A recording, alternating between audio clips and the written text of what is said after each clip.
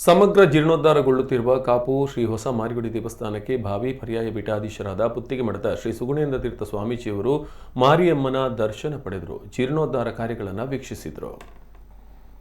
ಬಳಿಕ ಮಾತನಾಡಿದ ಅವರು, ದೇವಾಲಯದ ಜೀರ್ಣೋದ್ಧಾರ ಕಾರ್ಯ ಬಹಳ ಸುಂದರವಾಗಿ ಮೂಡಿಬರುತ್ತಿದ್ದು, ಮುಂದೆ ದೊಡ್ಡ ಯಾತ್ರಾ ಸ್ಥಳವಾಗಿ ಹೊರಹೊಮ್ಮಲಿದ್ದು, ಕರಾವಳಿಯ ವಿಶೇಷವಾದ ಧಾರ್ಮಿಕ ಸಾಂಸ್ಕೃತಿಕ ಕೇಂದ್ರವಾಗಿ ಕ್ಷೇತ್ರ ಮೂಡಿಬರಲೆಂದು ಸ್ವಾಮೀಜಿ ಹಾರೈಸಿದರು.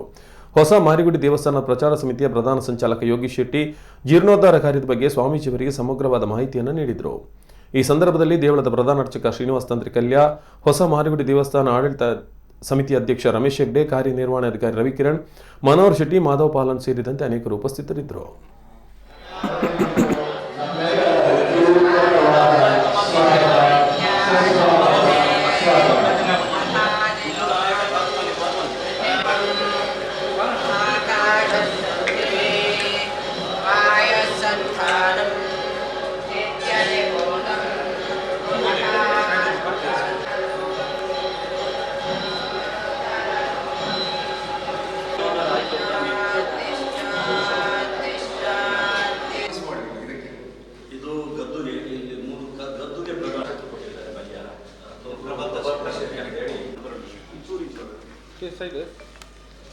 ಅನೇಕ ಕ್ಷೇತ್ರಗಳಿದೆ.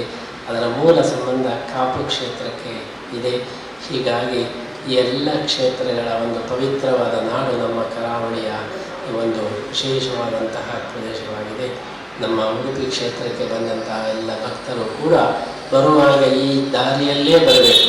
ಹಾಗಾಗಿ ಕಾಪುವನ್ನು ದಾಟಿ ಅವರು ಕಾಪುವಿಗೆ ಕ್ಷೇತ್ರಕ್ಕೆ ಬಂದೇ ಉಡುಪಿ ಕ್ಷೇತ್ರಕ್ಕೆ ಬರಬೇಕು. ಆ ರೀತಿ ಒಂದು ಆಕರ್ಷಕವಾಗಿ ಇವತ್ತು